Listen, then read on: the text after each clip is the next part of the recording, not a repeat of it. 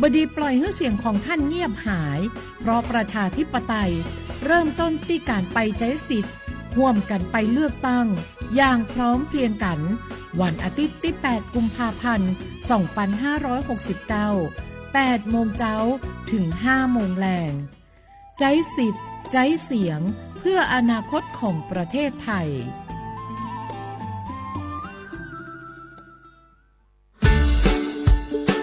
คำขวัญวันเด็กแห่งชาติปีพุทธศักราช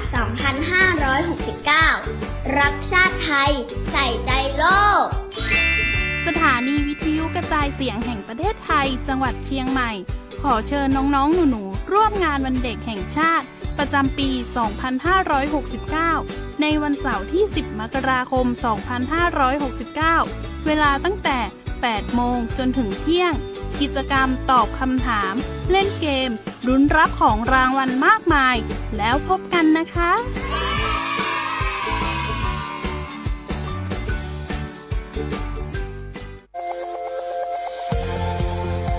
ติดตามข่าวสารสาระดีๆทุกวันจันทร์ถึงศุกร์กับรายการเชียงใหม่สเตชันทางสวทเชียงใหม่ FM 93.25 เมกะเฮิรตซ์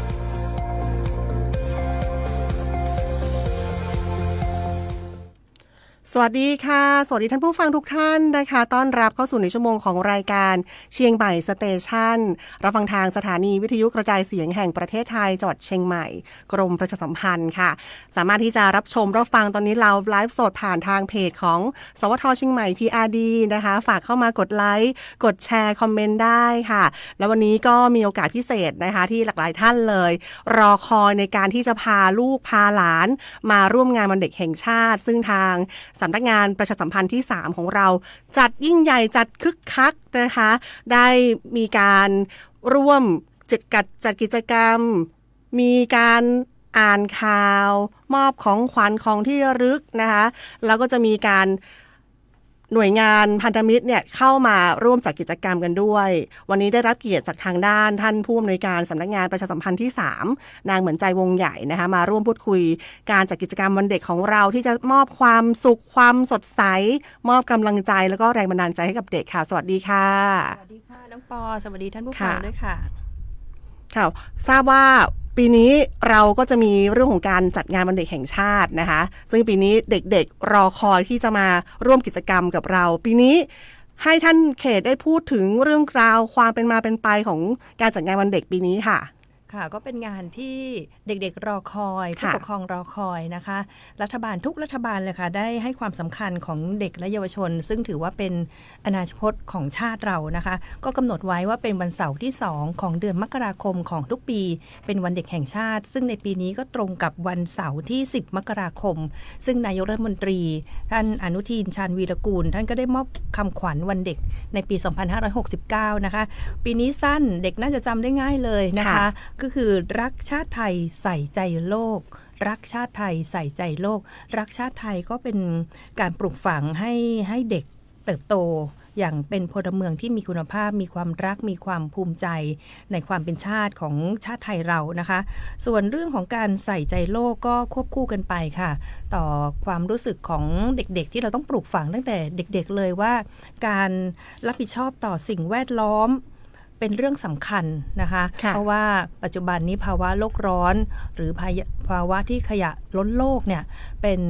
วาระแห่งชาติเป็นเรื่องที่ทุกประเทศในโลกนี้นะคะให้ความสำคัญเพราะฉะนั้นการปลูกฝังให้เด็กและเยาวชนเนี่ยมีความรู้เรื่องสิ่งแวดล้อมเป็นเรื่องสำคัญเพราะฉะนั้นคำขวัญวันเด็กแห่งชาติปีนี้นะคะรักชาติไทยใส่ใจโลกจึงตรงกับความรู้สึกของพี่น้องประชาชนตรงกับความรู้สึกของผู้ปกครองรวมถึงเด็กและเยาวชนก็จะได้ปลูกฝังทั้งความภูมิใจในชาติแล้วก็ตระหนักถึงความสำคัญของสิ่งแวดล้อมไปด้วยนะคะแล้วก็สำหรับกรมประชาสัมพันธ์เองนะคะเราก็จัดงานวันเด็กแห่งชาติเป็นประจำต่อเนื่องกันมาน่าจะเกิน 30-40 ปีแล้วคุณปอที่เราให้ความสำคัญกับวันเด็กโดยท่านอธิบดีกรมประชาสัมพันธ์ท่านสุทธิชัยเลิศเกษมก็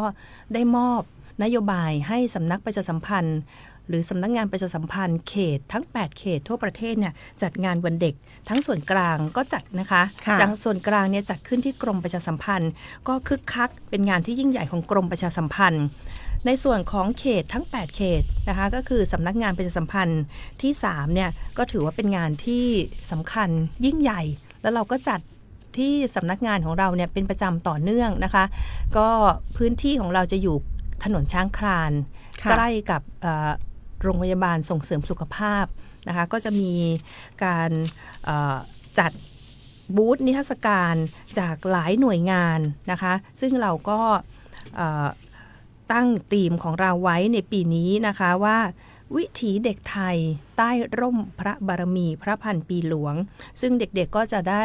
เรียนรู้ตามรอยพระราชปณิธานของสมเด็จพระนางเจ้าสิริกิติ์พระบรมราชินีนาถพระบรมราชชนนีพันปีหลวง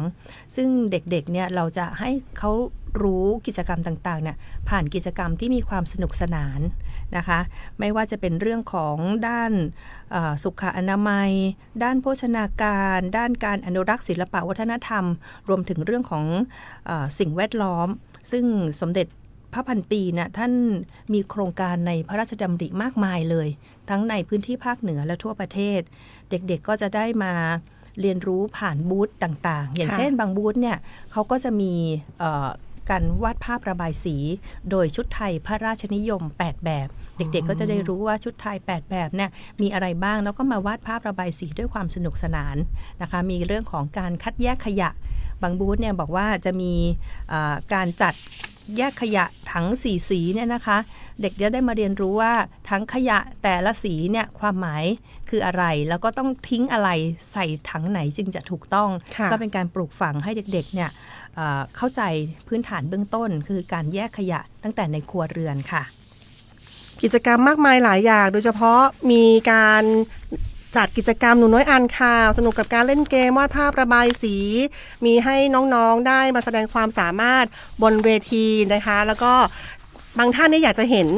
พี่ๆทั้งไม่ว่าจะเป็นดีเจนักจัดรายการหรือจะเป็นพี่ๆที่เป็นผู้ประกาศข่าว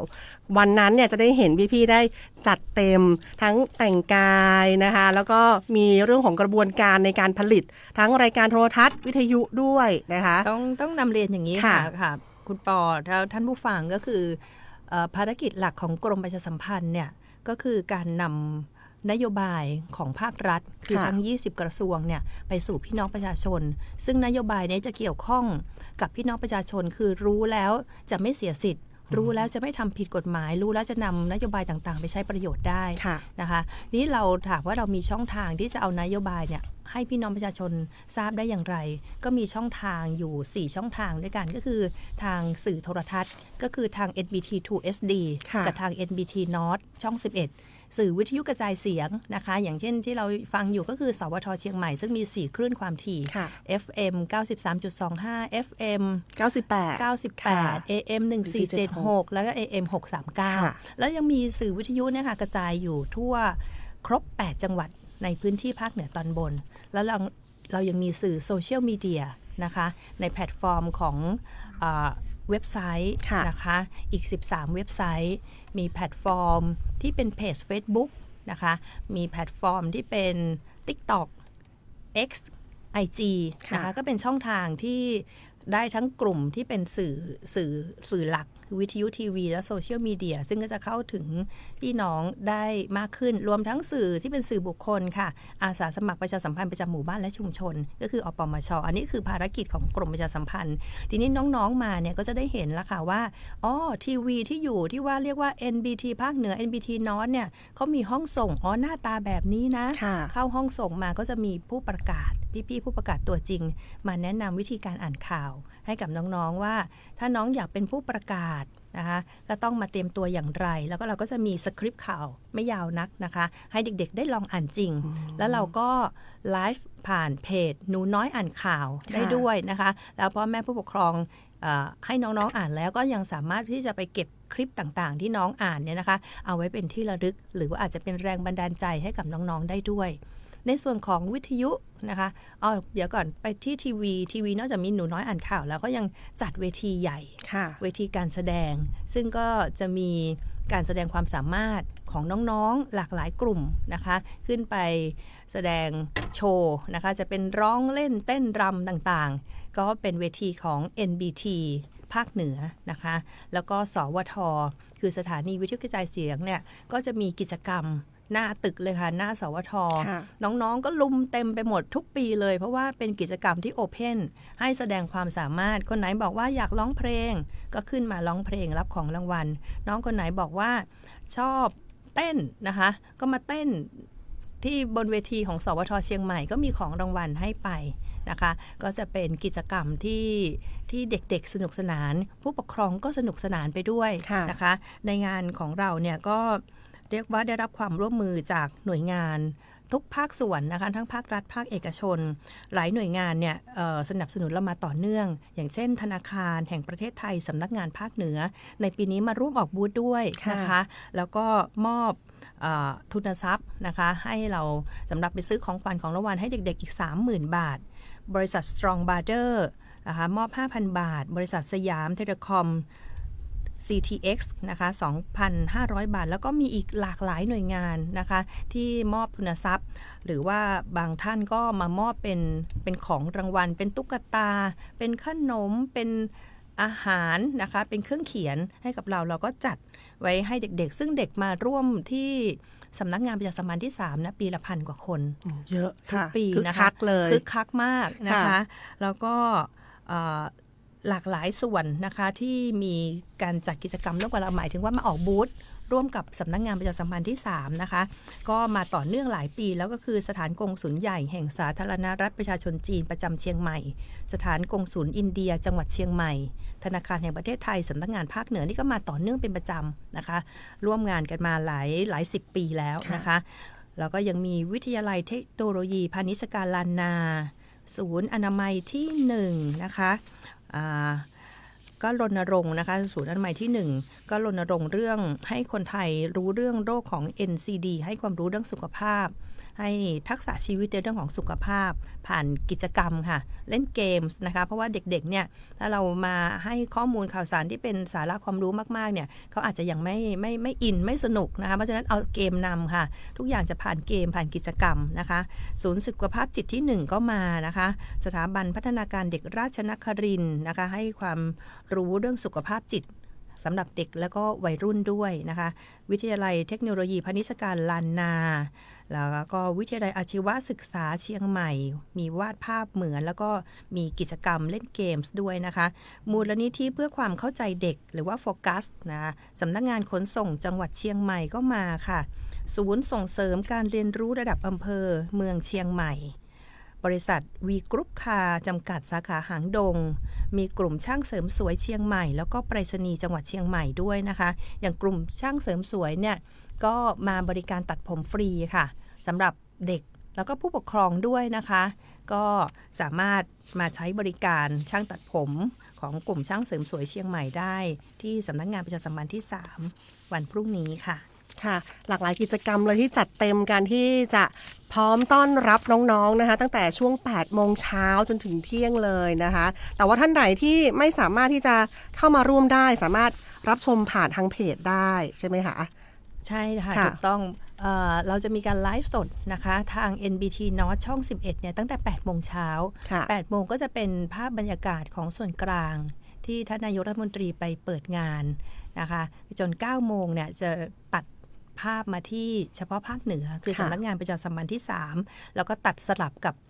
ทางพิษณุโลกด้วยเพราะว่าภาคเหนือตอนบนก็คือเราก็มีกิจกรรมหลากหลายภาคเหนือตอนล่างนะคะก็เช่นกันก็จะมีกิจกรรมหลากหลายก็จะมีตัดภาพสลับกันไปทั้ง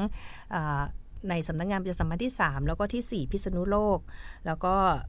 อันนี้ถ้าดูผ่านทั้งออนแอร์นะคะถ้าบอกว่าออนไลน์ล่ะมีไหมออนไลน์เราก็มีนะคะทั้งผ่านของสำนักประชาสัมพันธ์ที่3ไลฟ์ผ่านเพจ Facebook นะคะแล้วก็สวทเชียงใหม่แล้วก็ NBT North ด้วย NBT ภาคเหนือแล้วก็ถ้าบางท่านบอกว่าระหว่างเดินทางอยู่ในรถเนี่ยนะคะก็ฟังง่ายๆเลยนะคะฟังที่สวทเชียงใหม่ทั้ง4คลื่นความถี่ก็คือทบทวนอีกครั้งนะคะระบบ FM 93.25 เมกะเฮิรตซ์ 98 เมกะเฮิรตซ์นะคะ AM ก็มีค่ะอีก2คลื่น AM 14.6 กิโลเฮิรตซ์แล้วก็ AM 639 กิโลเฮิรตซ์นะคะแล้วก็ง่ายๆก็คือ Facebook Page สำนักประชาสัมพันธ์เขต3นะคะก็ตั้งแต่ 9 โมงจนถึงเที่ยงเลยค่ะ ค่ะสุดท้ายนี้อยากจะให้ท่านผู้อำนวยการได้พูดคุยกันถึงฝากเด็กไทยสมัยนี้ซึ่งเป็นดิจิทัลด้วย AI ก็เข้ามานะคะเรื่องของการใช้ชีวิตแล้วก็เชิญชวนผู้ปกครองมาร่วมงานวันเด็กกับเราค่ะในโอกาสวันเด็กแห่งชาติประจำปี 2569 นี้นะคะก็ขอส่งความรักและความปรารถนาดีให้กับน้องๆเยาวชนรวมถึงผู้ปกครองด้วยนะคะในยุคปัจจุบันนี้ทุกคนเข้าถึงสื่อโซเชียลมีเดียต่างๆได้ง่ายนะคะเด็กๆเดี๋ยวนี้เขาอาจจะอยากเป็นยูทูบเบอร์นะคะเข้าไปในแพลตฟอร์มต่างๆที่เขาอยากรู้เพราะฉะนั้นก็จะฝาก2 ส่วนค่ะในส่วนของผู้ปกครองเองก็คงจะต้องใส่ใจว่าเด็กๆลูกหลานของเราเนี่ยกำลังใช้โซเชียลมีเดียในแพลตฟอร์มที่ถูกต้องเหมาะสมกับอายุเขาหรือไม่อย่างไรนะคะโดยการที่อาจจะมีเทคนิควิธีการนะคะอาจจะไปสอดส่องดูถ้าดูจนเขาอึดอัดนะคะเขาก็จะมีวิธีค่ะเด็กเขาก็จะมีวิธีหลบเลี่ยงเราเพราะฉะนั้นก็ขอให้ความใกล้ชิดแล้วก็ความใส่ใจของผู้ปกครองแนะนำให้ลูกหลานเนี่ยใช้ในเล่นเกมที่เหมาะสมดูแพลตฟอร์มที่เหมาะสมตามอายุในส่วนของเด็กๆเองก็ฝากนะคะว่าวันเด็กแห่งชาติเนี่ยเป็นวันที่ผู้ใหญ่ทั้งประเทศให้ความรักให้ความใส่ใจเป็นพิเศษคือวันเสาร์ที่2ของเดือนมกราคมก็อยากจะให้เด็กๆทุกคนรู้ว่าทุกคนในประเทศเนี่ย